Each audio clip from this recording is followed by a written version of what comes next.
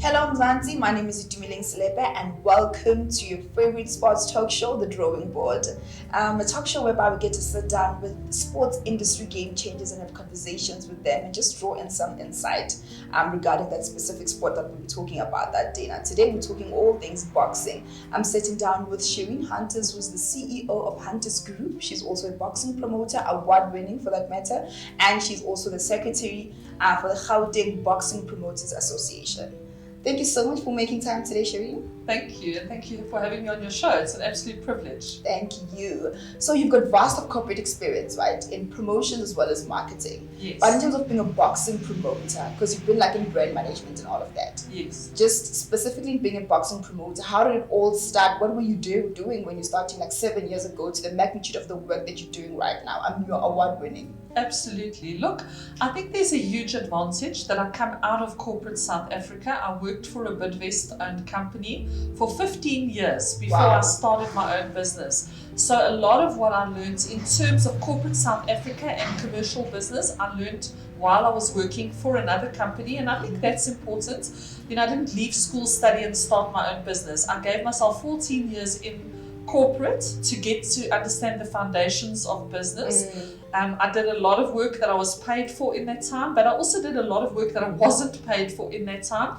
But it was all seed for my own future. All those after hours, working on weekends, it all bear fruit later. So it's all coming together now. Absolutely. So I left corporate South Africa after 15 years. I'd just gotten married and then had my child. And when my daughter started to go to big school, started like grade double noughts, I decided then I needed to step out of commercial space and give myself time as a mother and as a wife.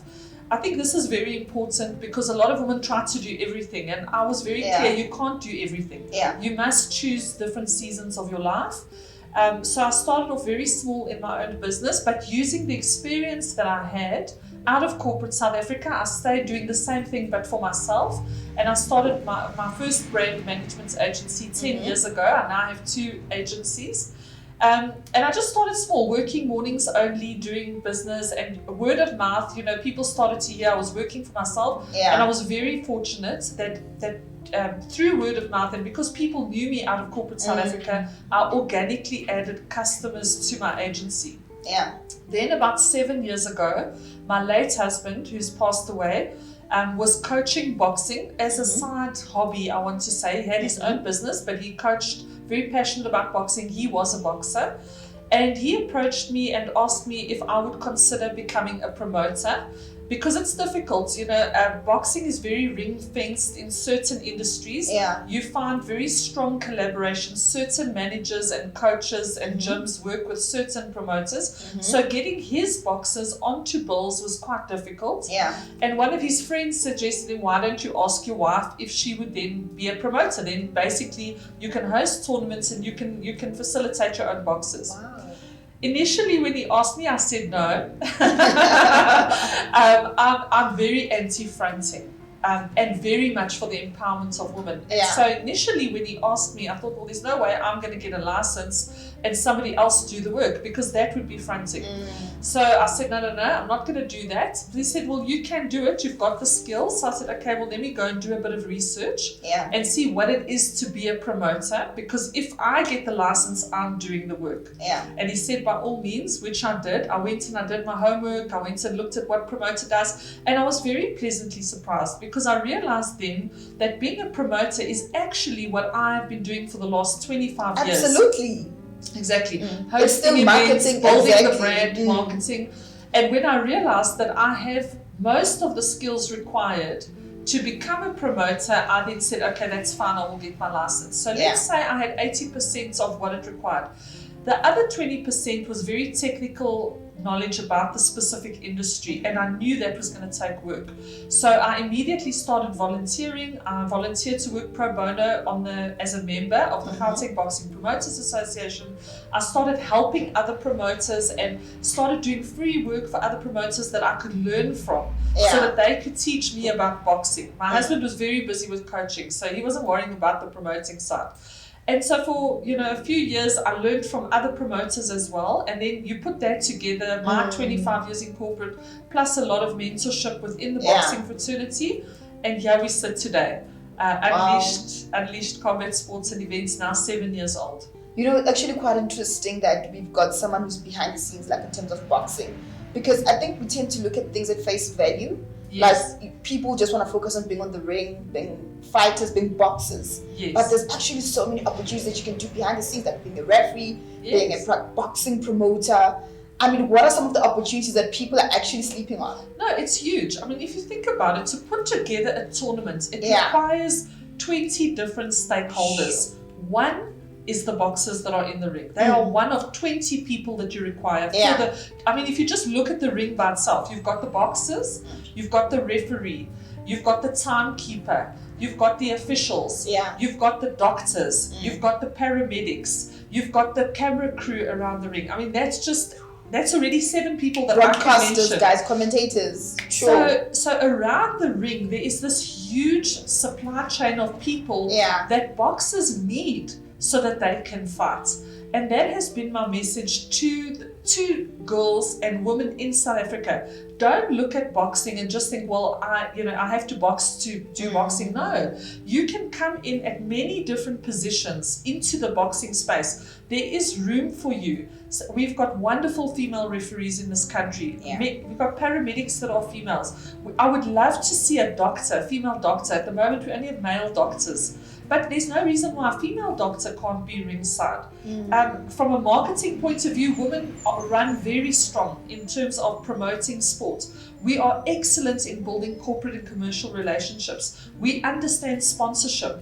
Another thing that is very big in boxing is tourism. The first thing when I get a tournament or any other promoter gets a tournament, the first thing you do, you book accommodation and you book flights. So we work hand in glove with the tourism industry. We have to cater at that event. It means we have to supply water, we have to supply food.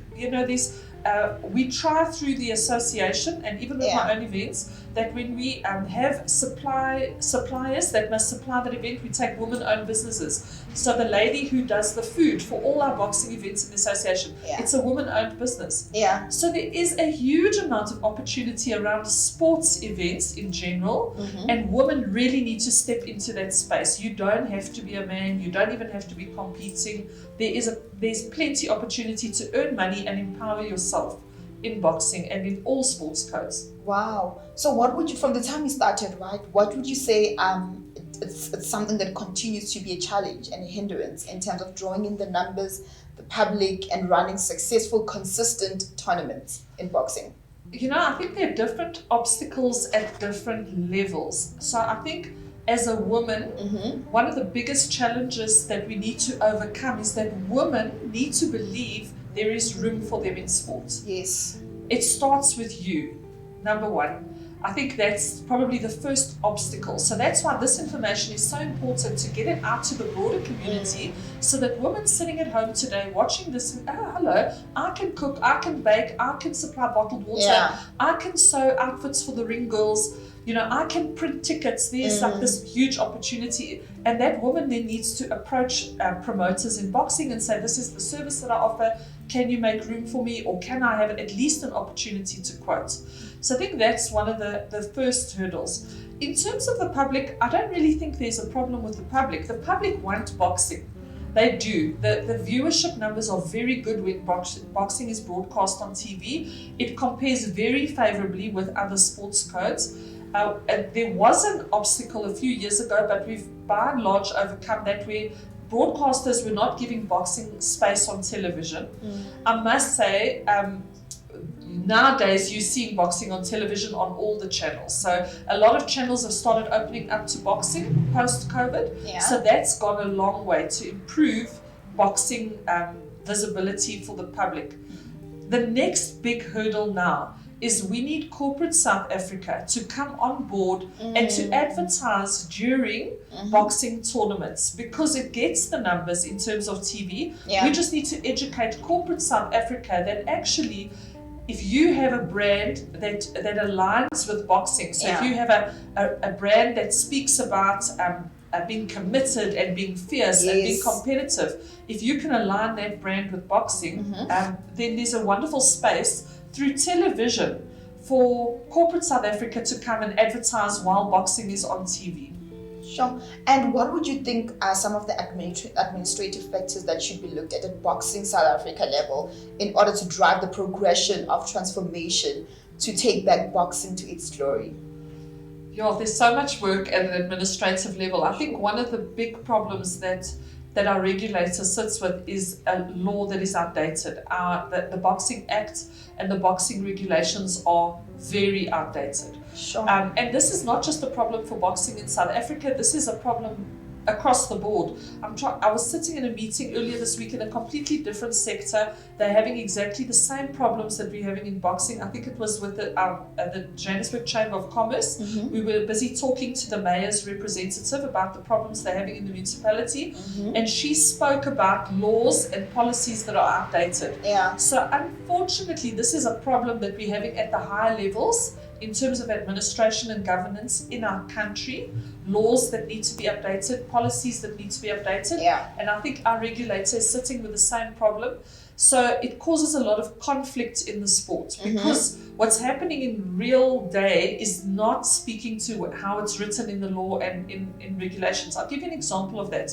We went through COVID, which was a huge national crisis, global crisis, but none of the laws or the regulations that we have really in boxing spoke to the way that we need to deal with that crisis. Sure. It couldn't be changed fast enough.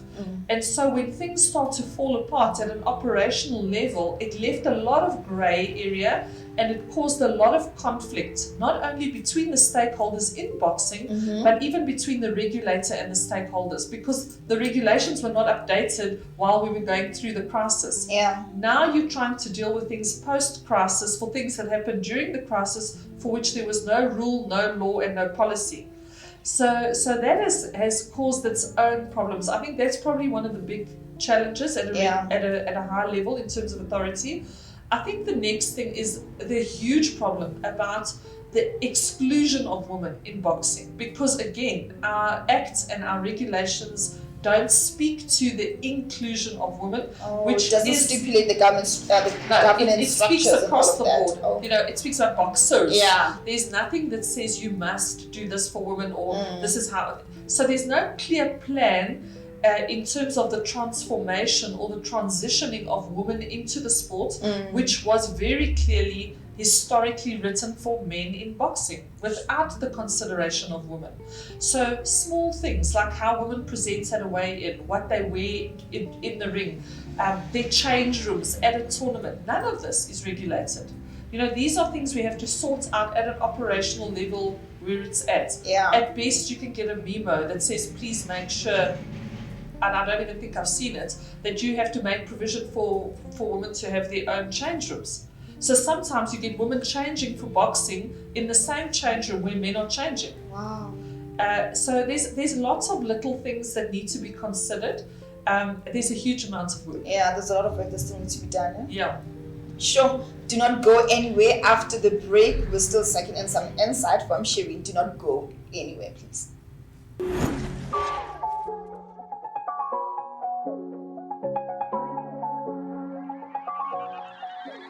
Thank you so much for not touching that dial. Welcome back. We're still having a conversation with Shereen Hunters, who is an award-winning boxing promoter. Thank you so much for still being here. Thank you. Now, Unleashed Combat Sports Events, your brainchild, right? Yes. You've had a successful tournament last month. What would you attribute the success to, considering that promoters were going through a lot the past 2 years in terms of COVID? You know, there's a saying that says, it takes 10 years of hard work to have an overnight success. And I suppose, you know, to people who are just the public, who don't really know what's going on behind the scenes, it seemed as though suddenly Unleashed was there and there was a big bang. Yeah. But there was a huge amount of work in the background that happened over a period of years to stay the course, as I mentioned before the break, to equip yourself, to build relationships. I think that's one of the big things. The success of Unleashed is grounded in values and relationships. Yeah. So it's taken years to build relationships with men in boxing to build trust, to build reputation, and then it all kinds of builds up to a point, and then there's a breakthrough. And I think for Unleashed, it was a huge breakthrough to be given a live broadcast. A lot of people don't know it, but do you know we're 7 years old? It was the first time in 7 years Unleashed got a live broadcasting date. Wow. All the other Unleashed tournaments went without live broadcasting. That is how tough it has been to get into the space. When I say it's ring fenced, and you do need to collaborate and work with people in boxing to make your space as a woman, I'm not joking. It took 7 years of building relationships. I think I've had 6 or 7 tournaments over a period of 7 years. I think all delivered in excellence, but never ever got a broadcasting date. And this year, for the first year, we were given a broadcasting date. So it's a huge breakthrough for the brand. Where television has been with Unleashed, we never got paid for it. It was all canned. It was all broadcast a week or 2 or 3 later. And I was never ever, as a woman in boxing, given money for the content that I was producing. So I think, we are heavily dependent on men still today. And I think good men, and I think men who are fair. And that's why I say that the values part of it is important, because if you have a man in leadership who sits at a broadcasting level and he doesn't have a heart to help or empower women or to be inclusive so that all women have an opportunity, you just get left out. It's as simple as that. So we are completely, as women in boxing, at the mercy of men in leadership who take the empowerment of women seriously. Sure. So another interesting thing which I'm very excited about, it's the initiative that you're doing in terms of refurbishment of Lyoko Prison Gym, right? Just for the prisoners there. I think it's an amazing initiative. There's so much dream, so much potential in prison. I think they just get marginalized because of the stigma of where they are. Yes. I think it's absolutely amazing. Just tell us more about the program, because I know that you're working hand in hand with the associate as well as the correctional services. Yeah. So the project that is happening at Lyoko Prison is actually a Rotary project. I am a Rotarian as well. So through Rotary, I had somebody reach out to me to tell me that they know I love sports and, would I be interested in partnering as a Rotarian in the project strategically to be able to upgrade the gym that is at Lyoko Prison. I have a very soft spot in my heart for prisoners because I've done some work in prison in terms of counseling. My background actually was not marketing, it was psychology. So I from time to time worked with a social worker at the Johannesburg prison to counsel women who were serving very long sentences and who become suicidal. You can imagine when you're sentenced to 20, 25 years and you've got children, what that does to a woman who's then incarcerated. And so depression is very high. There's a very high rate of women who want to commit suicide in prison. And so I have a background in going and doing some counseling in the prison. So when Rotary reached out to me and said, we know you have an interest in sport, but we also have another opportunity here for you to upgrade the prison. Do you want to come on board? Obviously, I said yes. I understand how important it is when someone is incarcerated for 20 hours a day or, to have an opportunity to exercise, move their body, produce serotonin. It really helps with depression and not becoming suicidal. They are being punished for whatever they've done wrong. But there's a lot of innocent people in prison as well. I just want to let you know. Unfortunately, sometimes the people who end up in prison are people who cannot afford good legal representation and they slip into the system. There's a lot of people who are awaiting trial sitting in prison. Their families abandoned them, or they're from another country, or they can't afford a lawyer. So to paint everybody with one brush and say these are all hard and fast criminals is not fair. Anyway, I took up the challenge. And they are there for rehabilitation anyways. They should be. They should be rehabilitated. And sports is a huge part of that. Absolutely. And movement and exercise. So I again reached out to other businesses that I know of. One is Damascus Sport, very well known in boxing space. And they actually came on board and said they would partner with Unleashed and with Rotary, and they would actually refurbish all the equipment in the gym. So Damascus is actually doing the refurbishment of all the equipment. I'm donating my late husband's boxing ring to the gym because currently in the gym there's no boxing ring or boxing bags. So I'm donating that. My late husband also did a lot of work in terms of ministry, preaching the gospel in the prisons. So I thought that's quite sentimental. I have a ring that we bought from very well-known South African coach. His name was Norman Klabane. He made many champions in South Africa. Norman sold his boxing ring to me for Unleashed. And then Lionel passed away, my late husband, and I'm now donating that ring to the local prison because there's a lot of prisoners in prison who can start boxing in prison and who can become champions outside of prison. Yeah. We currently have our matchmaker in Eastern Cape. His name is Luyanda Kana. He was a political prisoner a few years ago, and he actually made a lot of South African champions who he trained in prison, who later went on to leave prison and became champions in South Africa. So there's lots of stories of people, men who boxed in prison who went on to become champions. And I'm hoping that ring that we donate now to the prison will produce much more of that. Now, is the plan like going just nationally about this program? Yes, we have engaged. Well, we obviously have. You have to start where you're at. We've been given the opportunity in local prison, but we've already had a number of conversations with the leadership at local prison, who have already escalated that to the Department of Correctional Services at a provincial level for a higher conversation about how do we reach gyms in all the prisons around the country, but it's a process. It requires a lot of permissions. You can imagine it's a very secure space, but that conversation has started and that is the intention. Wow, I'm so excited for that. I definitely am. Now in terms of women, right? You're so passionate about women empowerment and women in leadership, right?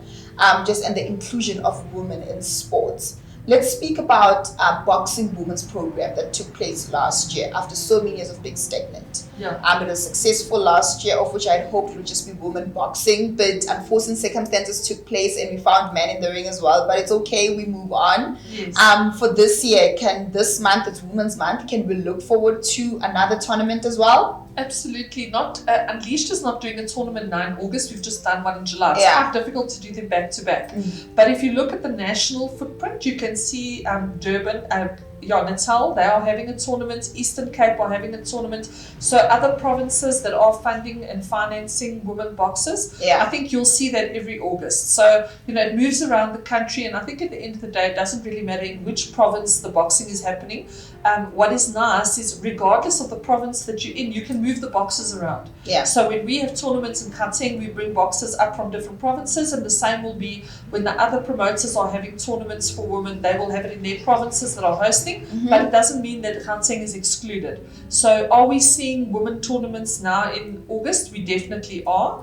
And then obviously my job is currently is working with media to get key messages out to the public about how women can engage not just in the boxing ring but around that boxing ring.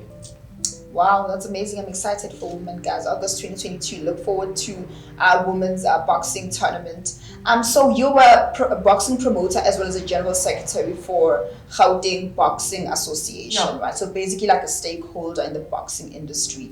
What is the relationship that you have with Boxing South Africa, and are you included in terms of strategics, like things where to improve and all of that decision making? I think it's tough because the formation of associations in provinces has proven to be extremely problematic. Gauteng has done it very well, so we function very well as an association with each other.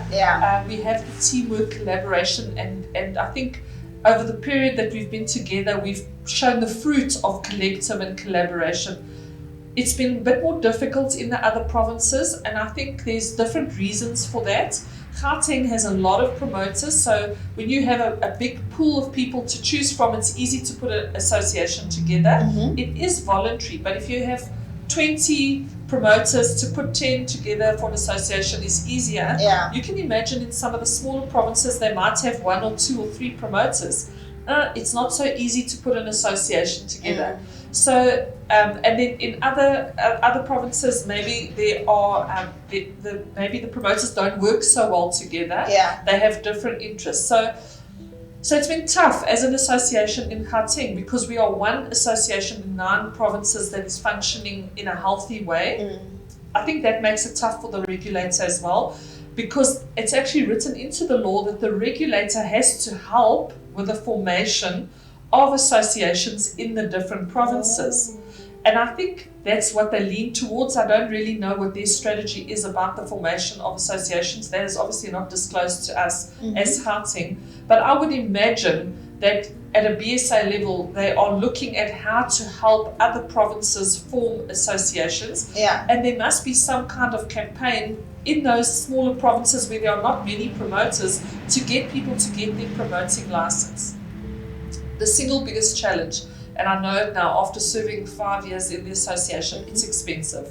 Setting up an association costs money.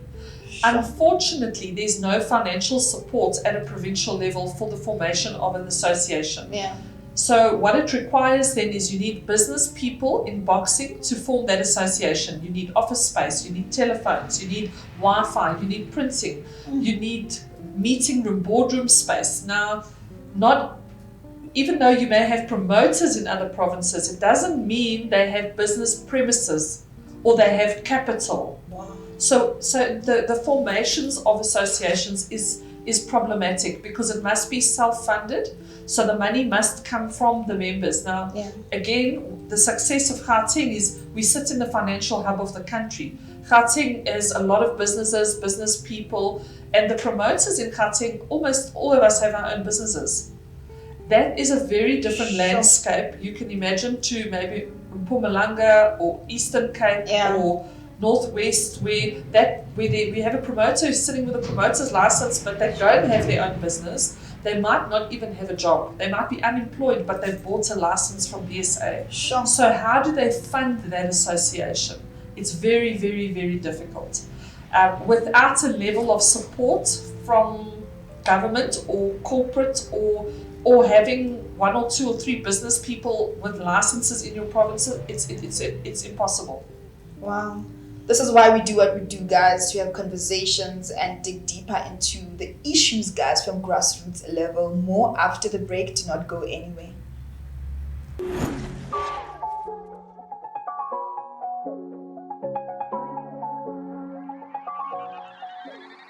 Welcome back. We're currently in our last segment of having a conversation with award-winning boxing promoter. Now, Shereen, right, you are such a firm believer of just passing on the baton. So there are workshops that you're running just to teach people on how to poach sponsors, all those soft skills that are needed, to have those conversations with the big people at corporate level for their buy-in, basically, in terms of sponsorship. Just tell us more about those programs that you do. Absolutely. I am desperate to fill the gap that we sit amongst promoters. Yeah.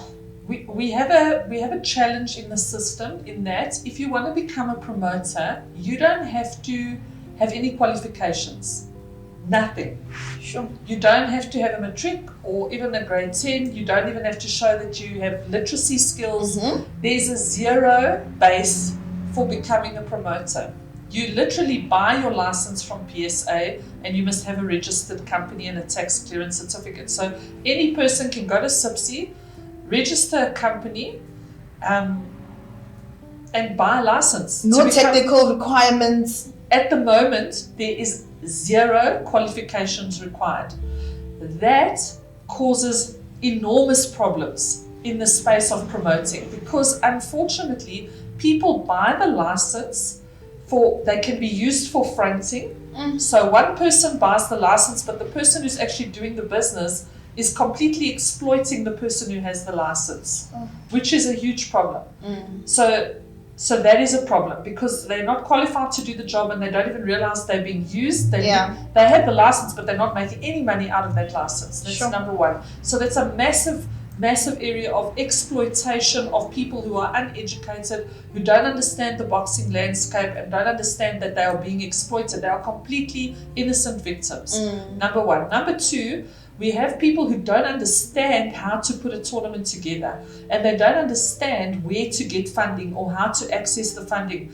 somewhere along the line they heard government gives funding, and so they think if they get a license they automatically qualify, but they don't automatically qualify, because even at a government level you must show credentials and you must show competency. Yeah. So they're really wasting their money on a license, and then they get tempted into partnering with someone who will exploit them. Otherwise, we have people who may have some skills in business but not necessarily know how to secure funding, either public or private.